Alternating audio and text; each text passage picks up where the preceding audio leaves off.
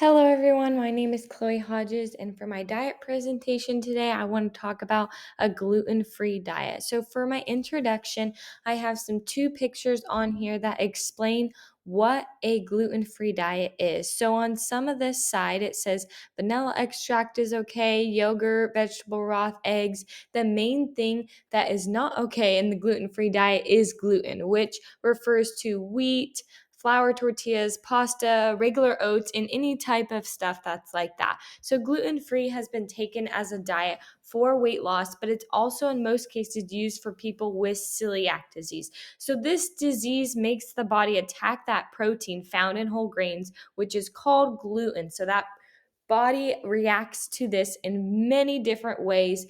Most symptoms include bloating and intestine problems, diarrhea, things like that. And so this disease only occurs in 1 to 2% of America's population.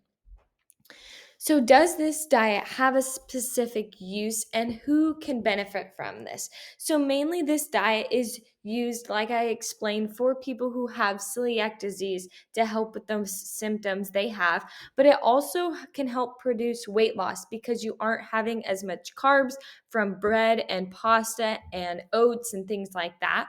And so, it helps by eliminating those highly processed foods, and like I said before, it mostly benefits those people from celiac disease. So, as you can see from this picture on the side, it explains some symptoms from having celiac disease, such as brittle nails, acne, having bloating, constipation, things like that. And so, then if we go on to our next slide, we talk about some potential pitfalls to the diet. So, if we just label everything that is gluten free healthy, then it may lead to overconsumption of the product because we think it's healthy, so we can have a lot of it.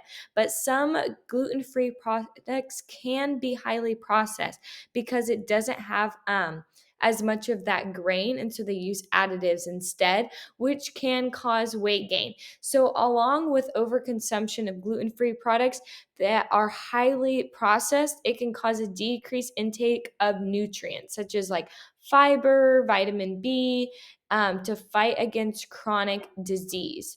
So, for the next slide, I want to talk about what I think about this diet. So, overall, after researching and looking at many different sites, I found that it can be very effective for people with celiac disease. It can help their symptoms and help with the sensitivity of gluten, which I totally understand. But for the average person, I would not recommend doing this diet because there's plenty of benefits that come from gluten. Not all bread and pasta is bad for you. You do need carbs in your life to give you that energy, but I think it just depends on how much you are consuming. If you're on a daily basis of eating a lot of bread and a pasta, I think it will end up not being beneficial to you because you aren't getting the other nutrients from all the other different food groups and you're mainly focusing on carbs and grains. I would minimize the intake of gluten because America is increasing with obesity, and by lowering our carb consumption, it can help the percentage of obesity in America, but I wouldn't fully take out carbs in general.